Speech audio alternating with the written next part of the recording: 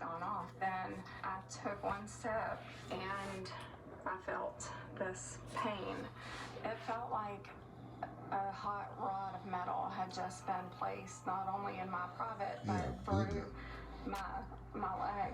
The gun was Hilton's police That's the exact service one weapon, I had. which she says was holstered inside her purse. A semi-automatic pistol called the Sig Sauer P320. She insists it went off on its own. Hilton has now filed a $15 million federal lawsuit, alleging that the P320 has serious design and manufacturing flaws. What's good, bro? It's your boy Ryder Gun Guy, and we are back, man. Today, I'm just gonna give y'all a quick little video on some of the issues I had with my Sig P320.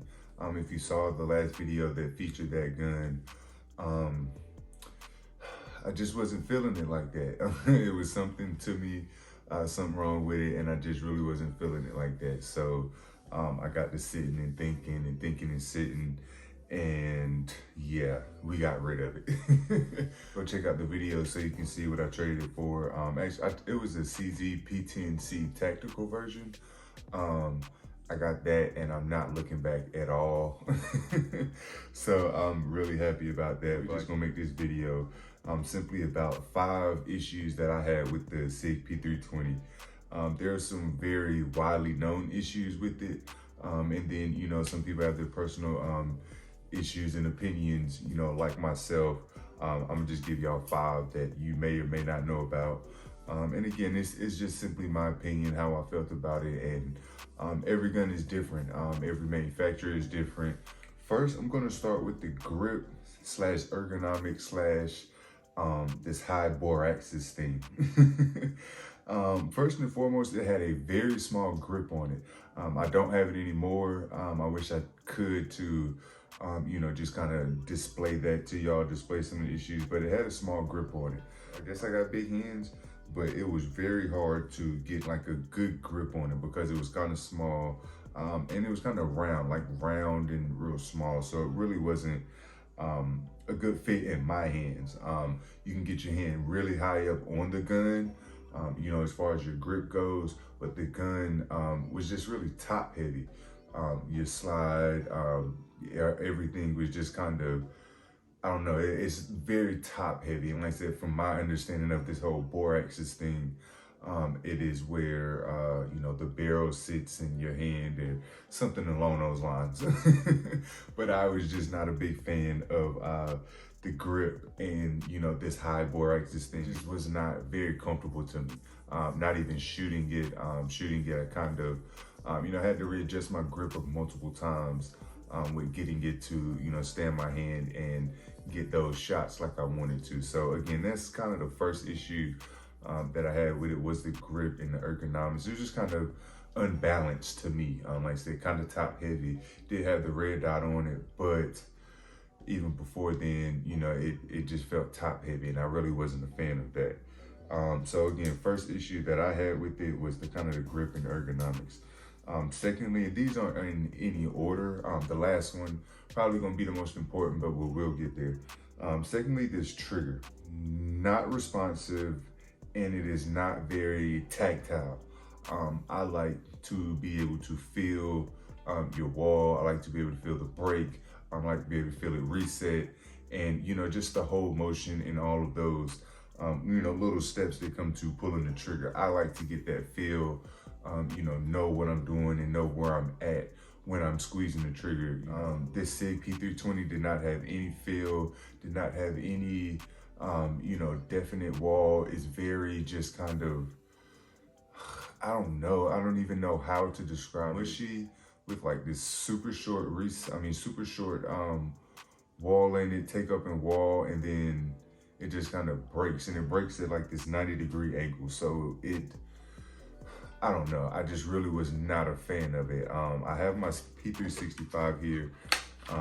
She's unloaded, but I have it here because I changed out the trigger in this to that trigger. But this gun, I don't know, it feels much better with this trigger in it. And this one is broken in. It's probably maybe about 300 or 400 rounds through it, so it's kind of broken in. But again, she's clear. Like, this one feels really smooth. Like that right there is like so easy to do, and it breaks. But again, this one, you know, it's kind of broken in. That P320, my boy Brandon told me it needed to be broken in when I told him, you know, kind of what I was dealing with. But, you know, he kind of suggested that as well. But I just, again, it was a lot of things I really was not a fan of it. And that trigger was one. Another thing with the trigger is there's no trigger safety. Trigger safety does not, I don't want to say it makes it safer. I think you determine how safe the gun is because you are the handler of it. But for me, again, it is something that I prefer. It's a little more comfortable to carry, especially with some of the other issues that it had that we're gonna touch on in a second. Third on this list is the red dot. Now I know this doesn't have anything to do with the gun per se, but I was not a big fan of the Romeo 1 Pro. Yeah, I really like the Holosun ones a lot from what I've seen anyway, just the little experience I had with it. The Romeo 1 Pro really was not, the dot wasn't very sharp. And for me, again, it's a learning curve for it. And I definitely was not patient enough with it. I'm still kind of, I don't want to say kind of working on, you know, getting your irons right. I think I'm pretty good with my irons, lining them up and getting off very good shots with those. But the red dot just kind of seemed like a little too much. It was a little extra. And especially on that gun that, you know, again, felt unbalanced to me. It was top heavy already. I just really was not a fan of it. And I did not have a good first red dot experience. We're going to go forward, you know, with the red dot on a future weapon. But right now, I'm really comfortable with iron sights. That is what I've been, you know, been training with. And I'm going to keep doing that until I feel comfortable, you know, just to elevate my game to an optic and, you know, really get the experience and really, you know, put in the time to learn how that goes. The fourth thing on this list is going to be really, it don't really have nothing to do with the gun. It's kind of the manufacturer. But I said I was not going to buy another SIG weapon when I got pissed off about the P320. And then I had to think, I was talking to my uncle and he has a P229 Elite. That thing is super bad. And, you know, he said that is kind of up there with some of the top rated 9mm pistols, you know, that are available or, you know, that are on the market. That one is ranked very, very high. And I had to think, I was like, yo, you know, I have another SIG and SIG makes some really, really good weapons, but this P320 is just kind of, I don't know, it has turned a lot of people off just from some of the research I've done, you know, getting opinions from people, reading different opinions. And it's turned people completely off from SIG just because of quality control, just because of, you know, them not taking ownership of some of the issues that are floating around and, you know, kind of out there about them. But I mean, they make awesome weapons. So I took that statement back and I just put in my list as number 4, just a couple SIG weapons that I would buy, you know, try to get my hands on. One, which I think everybody kind of wants, is the MCX Rattler, 300 Blackout, 5.56, whatever. That's like a $2,500 gun, 3,000 some places, something like that. Definitely would love to get my hands on that.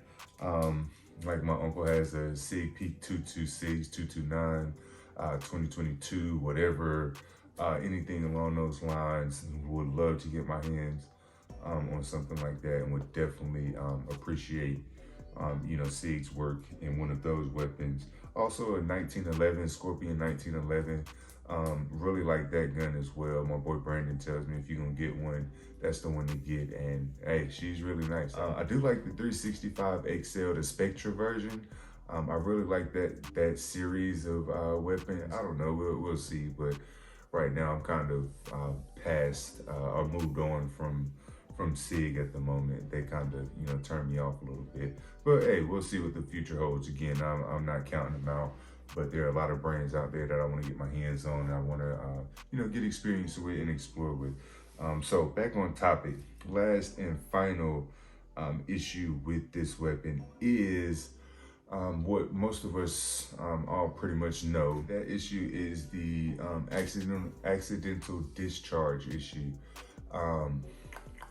Currently, right now, there are 54 known cases of the Sig P320 discharging, and that is within an approximate 5-year time frame. I think from when this came out, like 2017, when the military adopted it as their new weapon.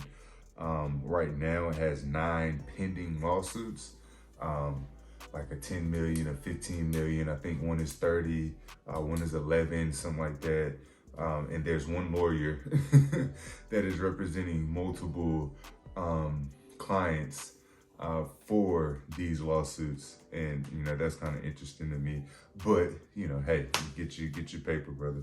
But right now, and it said that there are approximately 500,000 P320s in use between civilians and law enforcement agencies, because a lot of police departments and agencies adopted the P320 as well, which is kind of where most of the discharge cases are coming from, are law enforcement agencies. And you would think, they're, well trained, this and that. Some people will argue with you about that. The most recent one I read or heard about, which, you guys saw at the beginning of this video, was the lady, I think she was in Texas, I believe, but it was in her purse. She picked her purse up and the gun went off, shot her in the leg. And, now, she, has permanent damage pretty much. Another one I read, I think was this year, was the retired police officer in Tampa, of like 30 years or something. He got shot in the leg. It's a lot of cases out there, a lot of cases. And if you ask me, one is too many, and 54, yeah, man, y'all gotta do something about that.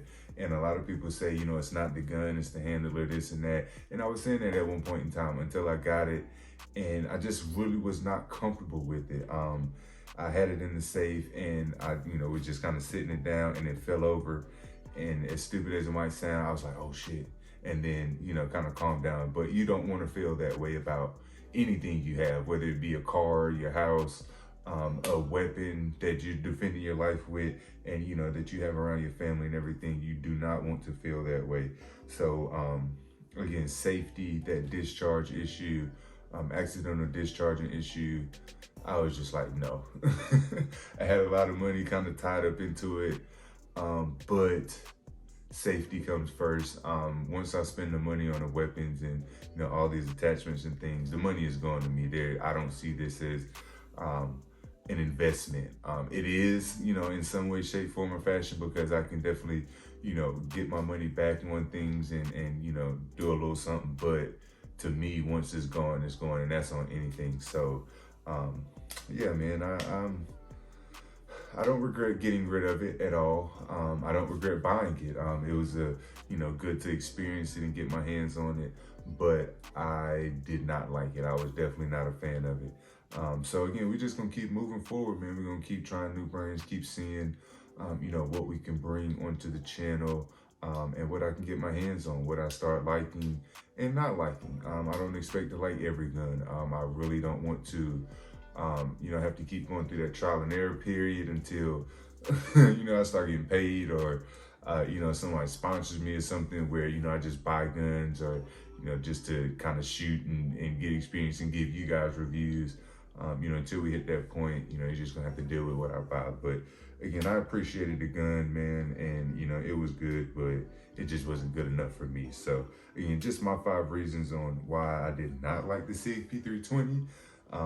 Again, I love my 365 that I have, but the 320 just was not it, man. So again, I appreciate y'all. Y'all let me know what y'all think in the comments of the P320, of my opinion, of what's, may have seen, some of the lawsuits you may have seen, and even, the first clip of the video. Let me know what y'all think, about, how that is. So again, I appreciate y'all watching, man.